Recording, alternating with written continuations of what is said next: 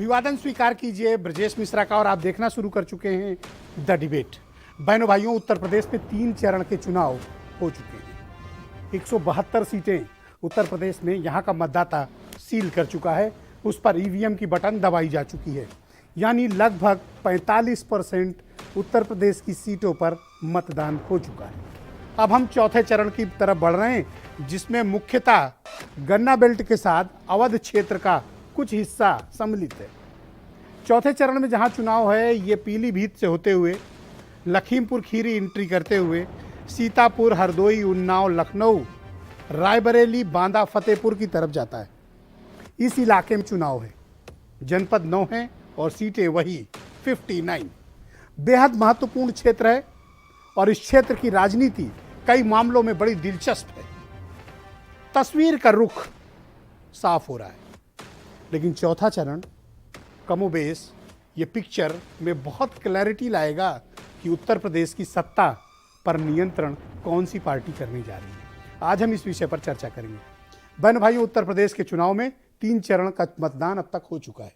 3 चरण मतलब 172 सीटों पर मतदान हो चुका है, यानी लगभग 45% सीटों पर मतदाताओं ने प्रत्याशियों के साथ साथ राजनीतिक दलों की किस्मत भी तय कर दी है कि उत्तर प्रदेश की सत्ता पर बीजेपी बनी रहेगी या फिर समाजवादी पार्टी का गठबंधन उसको छीनने में कामयाब होगा। इन 3 चरणों के चुनाव के बाद अब पिक्चर में थोड़ी स्पष्टता आने लगी है। जो तस्वीर बहुत धुंधली थी, वो तस्वीर का अक्स अब उभरने लगा है। जिनकी आंखें खुली हैं उनको वो तस्वीर में कुछ चीजें दिख रही हैं, जिनकी आंखें बंद हैं अभी भी उनको बहुत चीजें नहीं दिख रही हैं। लेकिन जनता को वो स्पष्टता अब दिखाई देने लगी है। उत्तर प्रदेश का चुनाव किस करवट बैठ रहा है, यह अब बहनों भाइयों स्पष्ट होने लगा है। लेकिन चौथा चरण बेहद अहम है। अहम किस मायने में है? क्योंकि ये गढ़ भारतीय जनता पार्टी का है।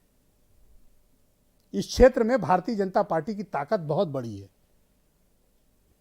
लेकिन पहली बार बीजेपी को समाजवादी पार्टी इस क्षेत्र में एक बड़ी चुनौती की तरह सामने आके खड़ी हो गई। लेकिन इस क्षेत्र में बीएसपी को भी अंडर एस्टिमेट नहीं किया जा सकता। बीएसपी भी एक महत्वपूर्ण कारक इस क्षेत्र में है। उनको छोटी फोर्स मानना राजनीतिक तौर पर एक गलती होगी। तो इस क्षेत्र का मतदाता क्या तय करके बैठा हुआ है? इस क्षेत्र के मतदाताओं के मन में क्या है? और इस क्षेत्र में मत भूलिएगा, रायबरेली भी है, कांग्रेस का गढ़। हालांकि बीजेपी ने वहां से कांग्रेस के 2 एमएलए तोड़कर अपने यहां मिला लिए, लेकिन यहां पर प्रियंका गांधी की मेहनत और कांग्रेस पार्टी का संगठन और कांग्रेस पार्टी के अस्तित्व से इनकार नहीं किया जा सकता। तो आपका अगला सवाल होगा, तो फिर इस क्षेत्र में होगा क्या? क्या बाइपोलर यानी 2 ध्रुवी बीजेपी का गठबंधन और सोशलिस्ट अलायंस यानी समाजवादी का गठबंधन, या फिर मल्टी कार्नर फाइट होगी? मुझे ऐसा लगता है और प्रारंभिक तौर पर मैं भी ऐसा महसूस कर रहा हूं कि इस क्षेत्र में बाइपोलर इलेक्शन के आसार कम है, मल्टी कार्नर फाइट होने के आसार ज्यादा हैं। इस क्षेत्र का चुनाव इस बार बहुत दिलचस्प होगा, क्योंकि चौथे चरण में अगर बीजेपी को एज मिली तो बीजेपी इसका फायदा उठाएगी आगे के चरणों में। लेकिन अगर बीजेपी को यहां से लीड उतनी नहीं मिली जितनी की अपेक्षित है, तो फिर समाजवादी पार्टी बहुत तेजी से आगे बढ़ेगी। लेकिन तीसरे चरण से लेकर चौथे चरण के बीच का ये जो चुनाव है, बड़ा क्रूशियल फेज है। मैंने पहले भी कहा कि बीएसपी को कमजोर नहीं माना जाना चाहिए। हो सकता है कि उनकी वोट शेयर सीटों में कन्वर्ट ना हो ज्यादा, लेकिन एक समूह, एक वर्ग और एक खास मतदाता मायावती को वोट दे रहा है। एक खास किस्म का मतदाता प्रियंका गांधी और कांग्रेस को वोट कर रहा है। ये किसका वोट काट रही हैं? क्या ये बीजेपी का वोट काट रहे हैं या फिर ये सोशलिस्ट अलायंस का वोट काट रहे हैं? इससे फायदा किसको हो रहा है और चौथे चरण में इसका लाभ किसको होगा? चौथे चरण के मुद्दे क्या हैं और कौन कौन से दिग्गज चुनाव मैदान में हैं? क्योंकि चौथे चरण की तस्वीर उत्तर प्रदेश के रुख में बहुत हद तक स्पष्टता लाने वाली है। बहनों भाइयों, अगर ये गन्ने का बेल्ट है तो ये बेरोजगारों का भी क्षेत्र है। अगर ये औद्योगिक क्षेत्र है तो ये सूखाग्रस्त इलाका भी इसी में आता है। अगर बुंदेलखंड का कुछ हिस्सा सम्मिलित है तो फतेहपुर जैसी बदहाली और बेकारी भी है। राजनीतिक तौर पर बहुत ही हाई प्रोफाइल इलाका है ये, क्योंकि इसमें लखनऊ भी है और रायबरेली भी है। यानी पीलीभीत से शुरू हुआ कॉर्नर लखनऊ होते हुए बुंदेलखंड के हिस्से तक पहुंच रहा है। इसलिए उत्तर प्रदेश का यह चुनाव बहुत महत्वपूर्ण है और ये चरण तय कर देंगे कि उत्तर प्रदेश की सत्ता पर नियंत्रण में दरअसल मजबूत पकड़ किसकी होने वाली है। इसके पहले तो धुंधली तस्वीर थी, अब मजबूत पकड़ किसकी होगी यह चरण बिल्कुल स्पष्ट कर देगा, बिल्कुल साफ कर देगा कि उत्तर प्रदेश की हुकूमत पर आगाज कौन करने वाला है। सामान्य तौर पर लोग कैसे चुनाव का अभियान को पकड़ते हैं? जन समर्थन से। किसकी रैलियों में ज्यादा भीड़ आ रही है, किसके रोड शो में ज्यादा लोग आ रहे हैं, किस में ज्यादा वाइब्रेंसी है और कौन जनता के मुद्दों पर ज्यादा समर्थन जुटाने की चेष्टा करता प्रतीत होता है।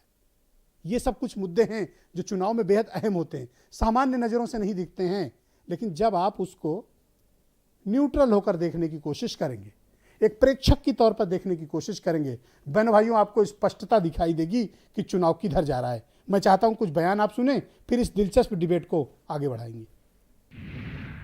उत्तर प्रदेश में भारतीय जनता पार्टी की लहर है।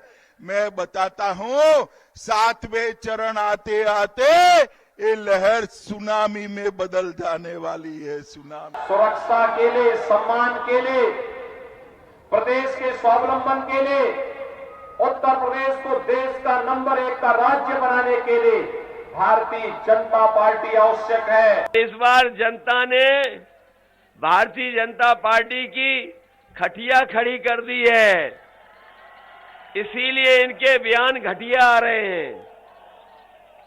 जनता ने इनकी खड़ी कर दी है खटिया, इसीलिए इनके बयान आ रहे हैं घटिया। सभी विरोधी पार्टियों की रही सरकारों से निजात पाने के लिए अभी चुनाव में यहाँ प्रदेश की जनता को अपनी एकमात्र हितैषी पार्टी बहुजन समाज पार्टी की ही सरकार बनाना बहुत जरूरी है। प्रधानमंत्री जी आके बोले देश में जो साइकिल चलाता है सारे आतंकवादी हैं। मैं जितने साइकिल चलाने वाले हैं भाई साहब, ये गरीबों के ऊपर चोट है। गरीबों को, सारे गरीबों को प्रधानमंत्री जी आतंकवादी बोल रहे हैं। जितने साइकिल चलाते हैं सारे साइकिल चलाने वाले जब बटन दबाने जाओ तो बता देना बीजेपी वाले आतंकवादी हैं कि साइकिल चलाने वाले आतंकवादी। तो आज की डिबेट बहुत ही खास है और गौर से सुनिएगा कि उत्तर प्रदेश की तस्वीर में स्पष्टता किसकी तरफ